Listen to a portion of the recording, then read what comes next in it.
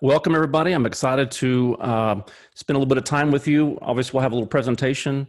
I want to share some really interesting research that's been both young and old articles on some things that will help us in the classroom. And of course, I want to be able to leave you with some practical activities to do in the classroom and simple things that you can do really tomorrow or today if you have to help your students learn. So. I'll also end, with some time at the end so we can have any Q&A that you might have. So I want to start with telling you about what happened about a year ago. My apartment complex installed these digital locks on our front doors, and they gave us a code. And it was just a 4-digit code. And although the numbers were originally random, since we were given the code, I can easily estimate that I've probably entered that code about 500 times. Just a few weeks ago, I did what most of us do after a trip to the grocery store. I tried to see how many plastic grocery bags I could loop on my forearm so I don't have to make another trip to the car. Maybe you can relate to this. So I had all these bags weighing down my right forearm, and I started to use my left hand to enter the door code. But those 500 previous times I'd enter the code with my right hand, and this was the first time I'd used my left hand. And guess what happened? I couldn't remember the code. I had the numbers almost right, but not in the right sequence, and I tried three or four iterations of the numbers, and I just couldn't get it. So here I am, struggling to hold the world record of grocery bags on one arm, trying not to feel like I've developed Alzheimer's by forgetting the door code that I'd used 100 times before this. So I had to use my right hand again, and the sequence came as easily, and I remembered the correct numbers, and I got into the house. Now, what's going on here? How can I not remember 4 frequently used numbers that just because now I was using a different hand and being more consciously aware of the numbers and how I was entering them? Maybe something like this has never happened to you, but what if I asked you what you had for breakfast yesterday? Think about that for a minute. What did you eat? Are you having to pause, maybe struggle a little bit to think about just this simple thing about, what did you eat yesterday about 24 hours ago? If you're like me, you likely had to work a little bit and you had to struggle to think of the day and the context and was it a normal day for you or not? So the question for us to consider today is, how do I help my students learn the material I'm teaching on a given day?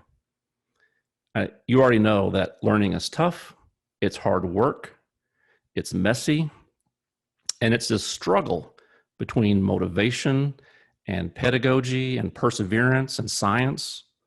So I hope that showing you some of the science of learning, and we'll call this brain research or neuroscience or cognitive science, I can leave you with some understanding of both recent and in many research findings from many years ago. And they've been consistently replicated. But again, I want to make sure I leave you with some practical teaching activities that you can use in your classroom right away. All right, so let me start off our brain hacking by showing you this image. So look at this. What do you think this is? Is it clouds? Is it a map? And what are you feeling right now? Do you feel confusion? Can you almost physically feel your brain trying to make sense, but you just can't quite get there? Well, there's science behind this. This is your coder, and that feeling, that uncomfortable feeling where maybe you're just kind of shaking your head and your brow is furrowed a little bit, but that is a sign that you don't have a clear prediction for the world. So you come into the present and your coder starts actively working, saying, how can I fit this into the world, into my world as I know it? So now I'm going to put you back in a prediction mode. So hold on to that feeling, and here's the prediction mode. This coder is your prefrontal cortex. This module can send signals to every other cell within your brain, so it can actually tweak how they function at a molecular level. This is your task as a teacher, an ultimate task. It's getting the learner to be in that state where they now see it differently, right? What do you see now?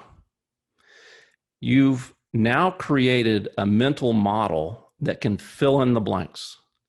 You'll never see this picture like you did before. In fact, it's almost embarrassing that you didn't see it right before. So this is your task again as a teacher. The ultimate task is getting the learner to be in a state of confusion. Something that seems like I don't have a whole lot of trouble doing at times. But the prefrontal cortex is waiting for you to help create new mental models and maybe take down some old ones. So this is our first brain hack. And this is our little retriever here, and that'll make more sense shortly. But the hack here is how does the brain handle text and speech? Because the implication here is how do we create what we use every day? Something that I know that we're using all the time. I'm using this right here, and there are PowerPoint slides. So I'm going to show you a picture, and I want you to, I'll give a few seconds of pause. So I want you to read the slide and look at the picture. So here it goes.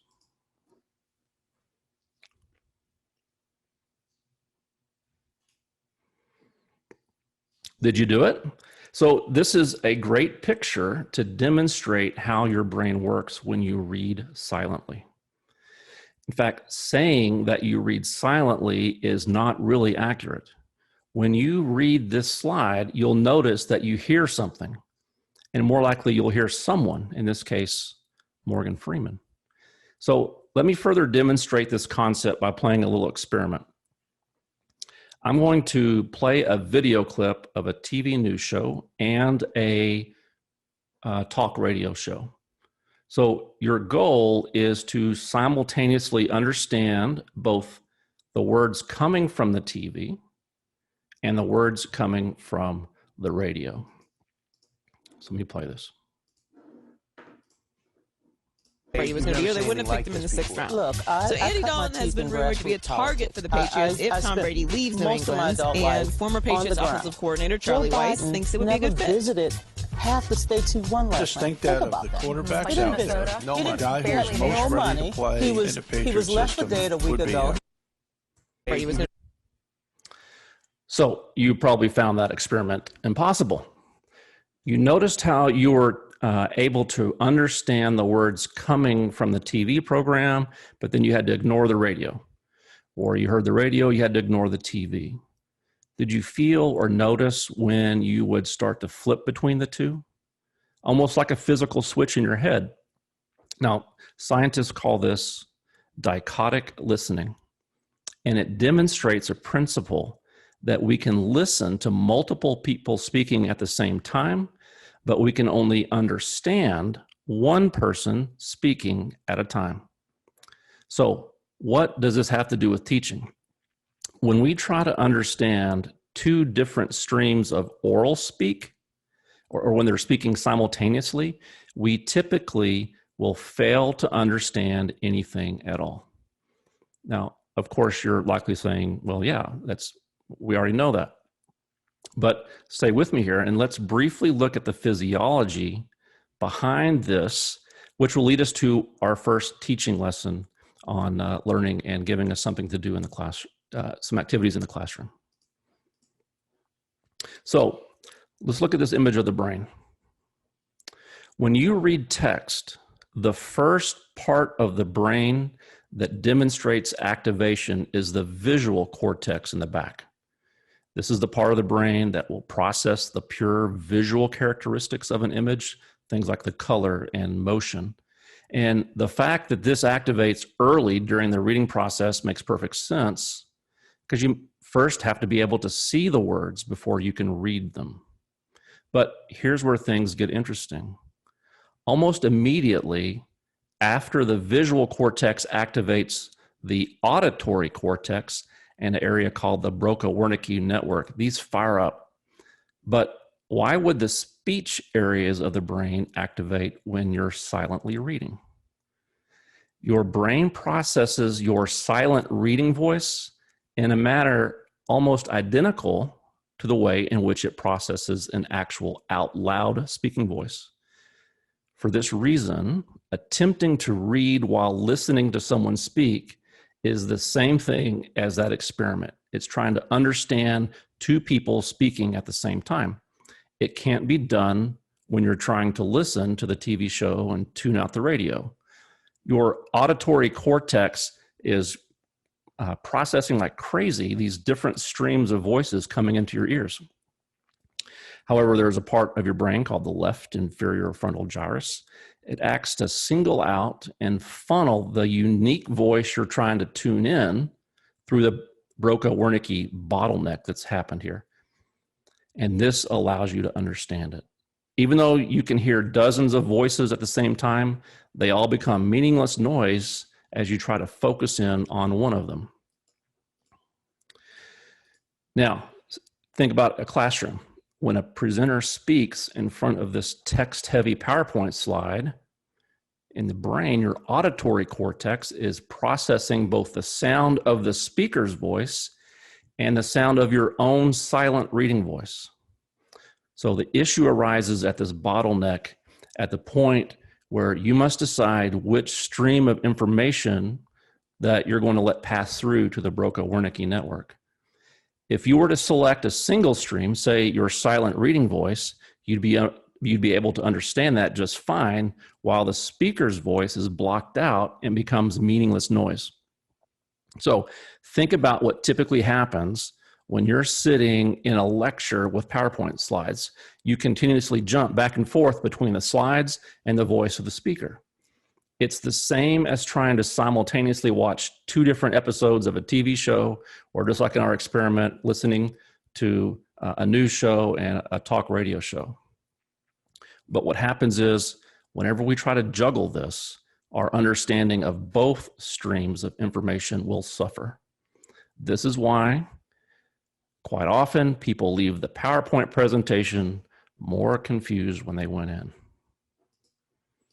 So here's our brain hack and some advice on how to create a PowerPoint slide. The rule is use no or minimal text on your slides. Now, I'm going to be the first to admit this is a huge challenge for me. Even in this presentation, I have to work hard to minimize words on a slide, but always remember that during a presentation, your audience can only pay attention to you, or they can read the slides. They can't do both. So maybe you're thinking, well, there's some ways we can get around that. So let me anticipate that you might be thinking about this. What if the words on my slides are the same words I'm saying out loud during my talk? Will this still create interference? Well, did you read that as I was reading it? The simple answer is yes, it will still create that interference. And the reason for that is pacing. The average person speaks at a rate of about 130 words per minute. I'm from Texas, so it's closer to 100 words per minute. And the average person reads at a rate of about 220 words per minute. The tendency is for the reader to read ahead, you get out of sequence, and we're back to the same problem. All right, well, what if we do this? What if we just give the handouts, the slide handouts to our students? And I've done this too, where you just give out the handouts. It's kind of a supplement. But if the handouts are full of text, then we have the same problem because they are still reading and now they're in competition with your voice and your slides on the screen and then what's in front of them. One suggestion here is to give handouts after the presentation. That's one way around that.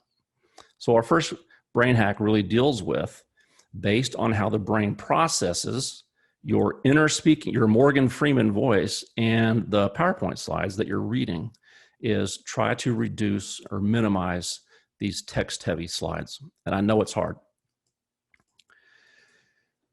All right, so our retriever is back, and we're going to talk about another brain hack, but this first, to provide some background, this is a really interesting study that demonstrates a simple technique that can improve learning. Now, in this study, students were put in 2 pairs of classes. They were given a 45-minute lecture, and afterwards were tested on just free recall. So just, try to come up with everything that you can remember about this 45-minute lecture. They'd collectively see how much of the material they could remember, but in one of the pairs of classes, they got the 45-minute lecture straight, and then in the other pair, there was one slight difference. The instructor paused 3 times for 2 minutes, and that was it. Then they were given a recall test. So what were the results? So afterwards, when these 2 pairs of classes were given these recall tests, the group that had the pause, they could recall about 110 items. And the group that had no pause, they could remember about 80 items. Right here is a simple example of a small change that you can make in your class presentation that will help students recall and retrieve information. Just pause. Pause for a few minutes, let them collect their notes, let them anticipate questions, especially if you're reducing text on the slide. Hopefully they have been listening and they may have some more questions. So simple hack backed by science that just give a pause every few minutes. Now, why is it so easy to remember these kind of TV commercials, these jingles that you probably heard a few times as a kid, but it's so hard to remember those math equations that you spend hours studying? It seems that we can remember details from our favorite Netflix series, but we can't really remember even small details about the periodic table from chemistry or formulas like this. So it's tempting to say that one reason for these memory discrepancies by saying we tend to better remember events that are personally relevant and highly emotional. But what relevance does an insurance jingle have in my personal life? Not much.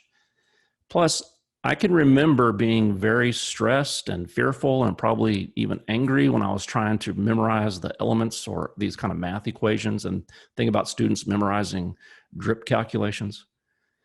There's something else going on here, and we need to take a look at memory and how it works. So for the longest time, researchers have been studying memory and were interested in how to put information in to make it stick. Like it needs to be emotional, it needs to be repetitive, all this stuff. And it turns out researchers were looking in the wrong place. If you want memory to stick, it's all about accessing the memory, recalling the memory, pulling it back up. Think about something like the periodic table. I've put that information in dozens of times, but I could tell you nothing about it today. So, in order to think about memories and how they work, let's go back to neuroscience for a quick review here about what memories are. Imagine the brain as a big orchestra, and each of the different regions of the brain as a specific instrument. Maybe the visual cortex is a violin, the auditory cortex is a cello, the hippocampus is a harp. Whenever information enters our brain, it does not trigger off a simple melody confined to a single instrument. In other words, you memorize something, it's not just the cello that plays. It triggers this full cascading symphony that includes every instrument. All right, so let's look at this picture. When you look at this dog, and yes, that's a retriever, remember, we'll come back to that. That image will drive your violin to play a specific melody. Then your cello will play a specific song, and then the harp will play a specific song. Ultimately, your memory for this dog will be this global musical symphony, and it's played by your entire brain at the moment of encoding. In order to retrieve a memory, we must get that entire orchestra to play back the complete memory symphony. In other words, if you were to close your eyes right now and think about the dog, your brain would look incredibly similar to how it looked at the moment that that memory was encoded. This is why we can often feel as though we relive memories, and in a very real sense, our brains return us to the past each time we play this memory song, this memory symphony. So one last thing about the symphony. For any orchestra to play in unison, you know, there must be a conductor. And the conductor coordinates all the different instruments and cues the right melodies at the right time. And within the brain, this conductor is thought to reside within the small area of the right prefrontal cortex. So with this metaphor of a symphony in mind, let's explore 3 different methods of memory retrieval, which will lead us to some more practical teaching tips for our brain hacks. In its simplest form, memory can be understood as this 3-step process. First is encoding. So information must get into the brain. The second is storage, and information must stick in the brain. And third is retrieval or assessment, where information must come back out of the brain. Oftentimes we ask, you know, are students really understanding what they learned in the class or what they were studying? So we have this kind of encoding. It's getting things in, hoping it sort of sticks in there, and then we assess the learning. And what we typically do, again, both as teachers and students, is we focus a lot on that getting information in part. We're great at that. The encoding part, and this is what we know from hundreds of years, decades of years of research, is that it's so important to get information out. That aspect of thinking back to what you had for breakfast, that's the simple idea of how to get information out. When it comes to teaching, again, you know, we spend a lot of time at this phase, this first step, where we get really good at presenting material. For me, I'd spend the majority of my lecture time going on and on, being, really impressing students with my detailed knowledge, never really understanding that just because I said it, I created a PowerPoint on it, maybe even emphasized it, but students may still not have any memory or understanding of what I just so wonderfully had lectured on. So as teachers, we love to see and test how well students have encoded and stored. But both as teachers and students, we focus a lot on that getting information in part, again, the encoding part. And what is known, again, from all these years of research is it is important. It's more important to see how we can get information out. Students are really worried about this step, the storage part. They are more likely using some very inefficient methods like rereading the text, highlighting text, highlighting notes, trying to almost transcribe your lectures when they're typically trying to slow you down so they can write everything down. I've been guilty of these same methods, but we're going to discuss some more effective ways that will help to encode and store information. But I want to move to the single most important part of this model, and it is retrieving. This third stage, sometimes we call it assessment, and usually we think of getting information out as the purpose of assessment, because when we're testing and assessing students, they're getting information out. But what the research has been telling us is that getting information out is a good thing for learning. It's not just for assessment. So our game plan today, just briefly, is to talk a little bit more about this idea of getting information out. It's what we call retrieval practice. And I'll give you some practical classroom strategies, activities that you can use for this retrieval practice. All right, so I want to emphasize this. If you take nothing else from this presentation, this is the key lesson I hope you remember and you implement. Focus less on getting information in, and let's focus on getting information out. It's the aspect of thinking back on what you had for breakfast. It's struggling to think and physically enter that 4-digit code into the door lock, for example. And the problem is this takes effort, and it's human nature. We don't like to spend that much effort, but that's what it takes. Retrieval practice is effortful. So this was a landmark study about retrieval practice. It was conducted at Washington University in St. Louis, and there was 2 leading researchers in cognitive sciences, Roediger and Karpicki. Here, all they did was simply compare when students get information out versus when students reread, which we know is a very popular study strategy. So in this experiment, the students read this brief passage about sea otters. And then on the left side, that's depicting of, they reread it. So they got to reread the passage about the sea otters.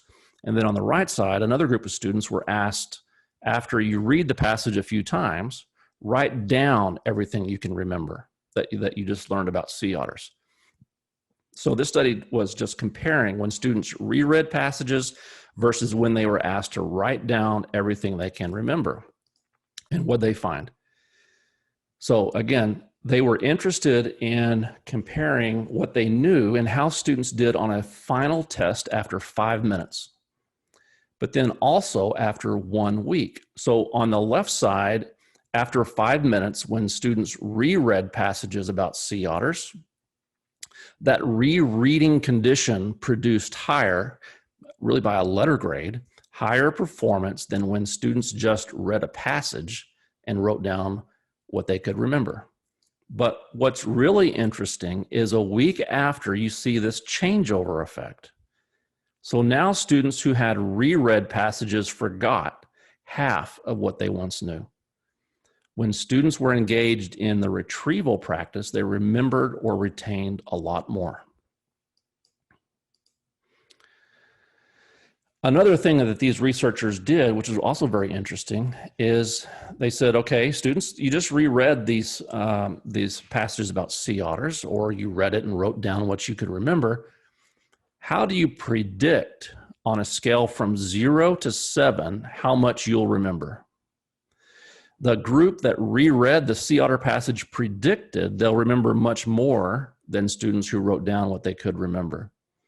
So students who engaged in the retrieval practice did not feel like they were learning. Students will use the method that they're most familiar with because they have received some short-term benefits, when they cram for a test and then they forget it. But this is another important concept. It's called metacognition. It's where students just feel like they kind of know it, but they're really not very good judges of their own learning. All right, so retrieval practice. All right, we're going to start talking about things we can do in our classroom. Let's define retrieval practice. It is the act of trying to recall information without having it in front of you. This deliberately recalling of information forces us to pull our knowledge out and examine what we know. And you're probably saying, well, yeah, we've been doing this forever, right? This is nothing new. Students use them. We've used them. Flashcards is built on retrieval practice, and they've been around forever. But what's new is the research. And in recent years, cognitive scientists and psychologists have been comparing retrieval practice with other methods of studying, things like review lectures, study guides, rereading the text. What they're finding is that nothing cements long-term learning as powerfully as retrieval practice. All right, let me give you one more quick study just to show how to demonstrate some of the different types of retrieval. And the more times we retrieve information from memory, the easier it becomes. So in this study, students listened to 3 30-minute lectures. All right, that doesn't sound too unusual. Probably do this all the time. It was on art history, and they came back a month later to take a test. In the first condition, students heard the lecture and they walked out. And then when they took a test a month later, they scored a 20 out of 100 on the material. In the second group, they got a brief study focus guide with some key points, and then they could review for a few minutes at the end of the lecture. When they took their test, they made a 36 out of 100. Third group got to do a multiple choice, and same thing, they took a short quiz after their lecture. They did almost the same as, well, they did the same as the focus study group. And then finally, the fourth group, they took a short answer quiz. So they had to kind of fill in the blanks. They scored almost 50% out of the 100 on their test. So what this and other studies are showing is it's good to have people practice remembering something, but it's better to have them remember and do something. We remember what we think about. You've likely heard about the minute paper, where at the end of a lecture, you just ask what was the most important thing you learned today and write everything down for a minute. That question itself, which is a great activity, it's a great example of memory and thinking. Students have to recall and then make a judgment on what they've learned. Minute paper is a great activity. Let's repeat this again. Focus less on information, on getting information in, and focus more on getting information out. Now, this is our retriever, and so we have some brain hacks and some activities. Let's talk about some things that you can do in your classroom. So one type of retrieval practice are called opening questions.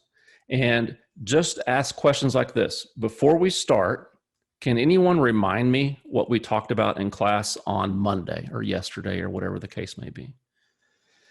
Or before I discuss the medications to raise blood pressure, what were the medications we discussed that lowered heart rate? Or does anyone remember the case we discussed involving the patient who fell at home and had an altered LOC? What were the important vital signs we discussed?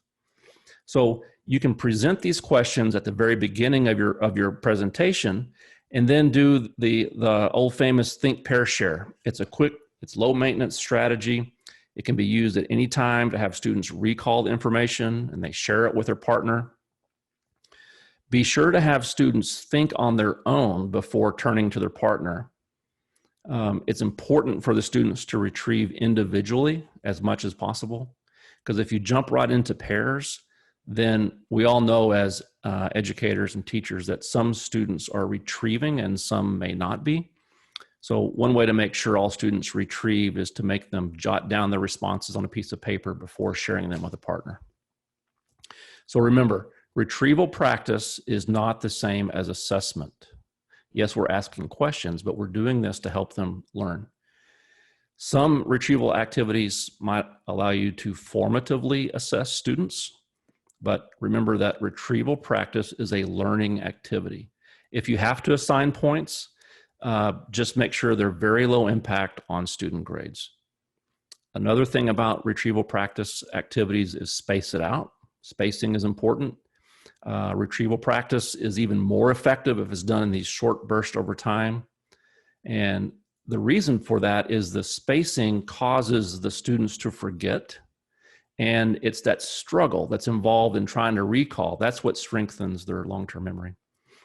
And also make sure you include feedback here.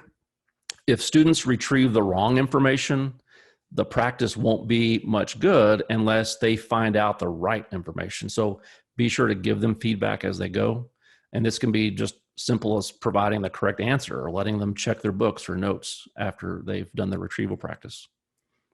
Part of that isn't just so students know if they got the answer right or wrong, but it helps adjust their metacognition, if you remember that term. It helps them better at estimating or judging what they may know or not know. And one last tip on retrieval practice is match your practice to your assessment. If your summative assessment for a section of content is the basic recall of facts, then make sure your retrieval practice is that simple. But if you're going to include higher order questions, which we should, then be sure to ask those same types of questions during the retrieval practice activities. Okay, some other types of retrieval practice for your class. They can be closing questions. So first we're opening, now we do questions at the end. And here's an example.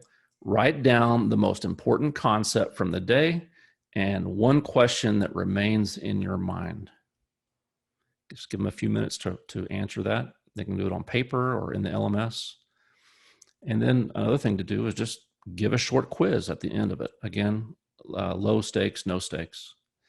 Don't let them use books or notes, because this is not a race. It's not a scavenger hunt. The point of this is that they have to struggle a little bit to pull that information out. So frequent quizzing is an excellent way to provide retrieval practice for students. Again, you can give these on paper. You can use Google Forms. You can use it in your LMS. You can use things like clickers or Poll Everywhere, Kahoots, Quizlets, all these activities you can use in your class. Again, it's best practice to not give scores on them at all. But if you do give some points, make them almost negligible so they don't hurt the student. Sometimes you have to provide a little bit of point value just to keep them interested. And then the last retrieval practice example is called a brain drain or a brain dump. Have students get out a sheet of paper and within a certain length of time, write down everything they know about a topic. This can be done at the beginning of a unit or partway through as a way to reinforce the learning, or you can do it at the very end of a unit as well. Then once students have completed their brain drain, they can exchange them, do a think, pair, share, or use them to compile a whole class brain drain. Then they can return to the books, see what they missed or what needs to be corrected. Again, don't use this activity for a grade. Keep it low stakes, no stakes. And I find that it's very important to be transparent with the students. Let them know that this is a learning strategy. It's not an assessment strategy. It's to help them learn and remember the material. I want to say another word about flashcards. These can be very powerful, a very powerful retrieval tool, but students need to be taught how to use them correctly. I know it sounds silly, like how could they not know how to do it? But one quick thing about flashcards is that once a card has been mastered, just keep it in the deck for a while. So again, you envision a student with a stack of index cards, and as they remember things, they kind of put it in another stack, but don't do that too early. The research has shown that students tend to drop those cards out of their decks too soon. Ideally, a fact should be successfully retrieved 3 times before a student moves on from it. The other tip on flashcards is that they should actually retrieve. Some of the research found that when students see a familiar prompt on a flashcard, they have a tendency just to tell themselves, oh yeah, I know that. And they flip it over to see the answer and, oh yeah, that's what it was. I knew that. So have them take a few extra seconds to actually recall the answer. Ideally, they should say it out loud. And they do that before they flip the card over. The difference in timing is very subtle, but it's very important. Students will not get the same of benefits from flashcards unless they actually retrieve the answer before seeing it. And then lastly, make sure they shuffle the deck so they don't get used to a routine and it becomes predictable. So what's the brain concept here? This is important because it's important to know that retrieval is constructive. This means every time you retrieve a memory, it becomes deeper and stronger and easier to access. And a simple way to visualize this is to just imagine your memories as an isolated cabin out in the woods, and it's surrounded by untouched trees and grass. The first time you travel to that cabin, you have to forge a path. You got to walk through high grasses. You have to hack brush and trees. But the more you travel this path, the more obvious and more etched out the path becomes. With enough retrieval, this path becomes a road, and it can become a super highway, and it leads straight to the memory with nothing blocking the path. This is why students can more easily remember details from the Game of Thrones, because they talk about it with their friends and they chat online and they search for details from websites, and of course they're reading the books and they're anticipating and excitement, getting ready for the next episodes. and I won't even go into the issues with Game of Thrones, but they are retrieving the memories and continually making these roads and these highways to these memories. As much as we may hate to admit it, they're not easily forming memories. These memory retrievals from our drip formulas that we keep giving them, from the drug doses and the rhythm interpretations, unless we are working on it in the class and showing them how to do it. Well, how do we do that? The easiest way to get our brain orchestra to play a particular memory symphony is just to re-listen to that symphony. And it's like hitting a replay or a repeat. And when we reread the chapter, we rewrite the notes or replay the video, we're reviewing. So retrieval practice is not review. It doesn't involve the conductor. It requires almost no effort and does very little to strengthen these memories.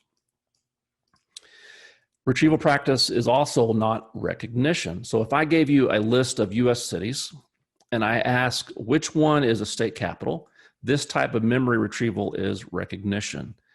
Review relies strictly on external input. Recognition, it does combine some external and internal process, but with this type, the conductor is involved and it starts queuing up some of these relevant melodies within different parts of your brain. Like the oboe might start playing a tune that goes with the recognition of a city that you recognize as a capital, but some of the instruments are playing, not the entire orchestra. And the problem with recognition is that you can cue up the wrong melody, and it may be close enough, and then the conductor will misinterpret it.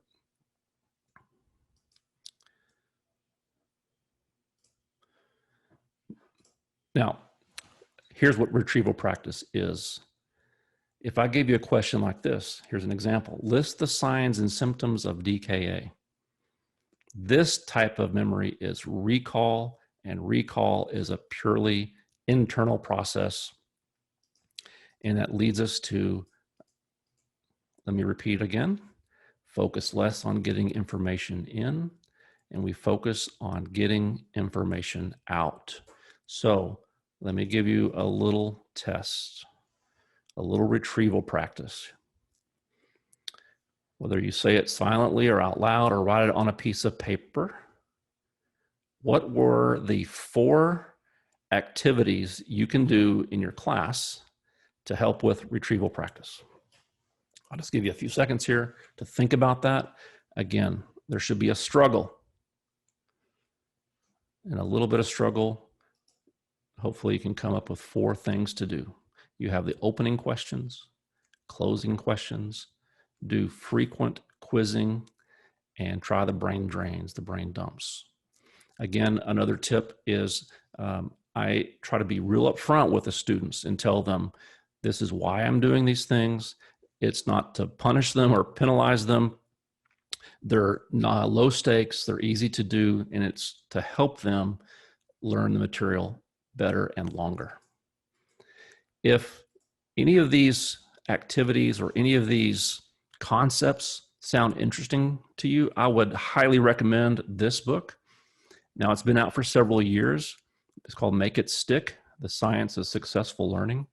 It has a lot of research in it, but what's interesting is that the first author here, Peter Brown, is actually a novelist. And he took the research from the other 2 cognitive scientists and made it in a much more readable format, much more interesting format, but it still provides for us as teachers some very practical examples. I'll have these references for you on some of the sources for things I've talked about today on brain hacking. But again, I would recommend that Make It Stick book above anything else. And if you have any other questions, this is my contact information. And I want to make sure that I take a few minutes before we end today to see if we have any questions or any comments or maybe some suggestions you have to help retrieve practice, to help retrieve information, again, pulling information out. So we'll see. Nate, do we have anything? Yes, sir. Thank you so much for that presentation, first of all. But moving into the Q&A, we do have a question. Carla is asking, has the pause technique study been reproduced in any other more recent studies? And do you think that there has been any impact by current media options on the developing brain? One of that pause was old. I know that I think that if it were done today, if I told my class to just pause after about 15 minutes, I know what instantly would happen. They would instantly pull out their phones and probably check email. So you have to be kind of coordinated with that. And I know that there has been some research on really what technology is doing to us physiologically. I think one of the things, not necessarily physiologically, that technology is causing us to think about is there a need for us to remember or memorize a lot of basic facts? In other words, why should we have students memorize how many bones are in the hand, for example, when they can just pull it up on Google? But the research has shown that learning those foundational facts actually are important. And again, it's building those tracks, those paths to the memories and being able to retrieve it out better. And we have to have that foundational knowledge in order to move on to higher order thinking.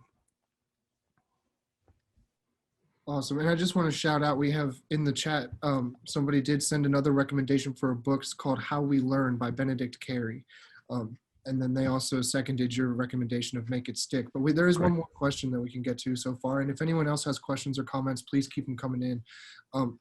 Our next question is, how do you feel about distraction exercises for recall and retrieval? Well, some of the things that that I didn't talk about that go along with retrieval are interleaving and spacing, and allows for that period of time of forgetting. That period is actually very important. Again, if we build in a little more struggle to access those memories, and again, when I say memories, I don't mean like some single isolated fact. That could still be some complicated, more higher order thinking issues, but if we allow a little of that forgetting, so think about we allow a little bit of the time for that grass to grow over the trail. When we go back to them and forced to go a little bit deeper, struggle a little bit, the memories actually become even stronger. So some of those distractions will help do that. They help with that forgetting process. And there is research to say, well, how long should we space things out? How long should I wait before I come revisit? And, again, I'll refer you to some of the research that's in some of those great books that have been recommended just because of time. But there is some suggestions on how long we should space based on how long you want them to remember. Awesome. Thank you. And I can include any of these resources as well as your contact information in the follow-up email that will be sent out tomorrow morning to everyone. So if you have any further questions, or if you're interested in getting in touch, finding some of these resources that have been referenced during the presentation, all that information will be made readily available to everyone in attendance. Yeah. And I encourage you, please email me and let's talk and share some ideas. I can certainly share some additional references and points to help with your class, and tell me some things that you've done, so I'll know that things like these are really working for you. Awesome. Yeah, and that would be great. So far, if anyone does have any questions or comments kind of holding out for the last minute, then please go ahead and send them in right before the end. We can go ahead and address those. Right on time, someone did just send one in. What tips do you have for an asynchronous online class? I'm sorry, say that again, Nate. What tips do you have for an asynchronous online class? If for asynchronous, you can set up, so I use Canvas, and I'm sure Blackboard would be the same thing, is you can set up the frequent quizzing just in the same way as you would in the class. In other words, they can read something, watch a video lesson that you may have on there, and then point them to in Canvas, it's going to be called a quiz. And so students will naturally be a little stressed out. They say, oh my gosh, I got to take a quiz on this. But again, make sure you reinforce that it's low stakes.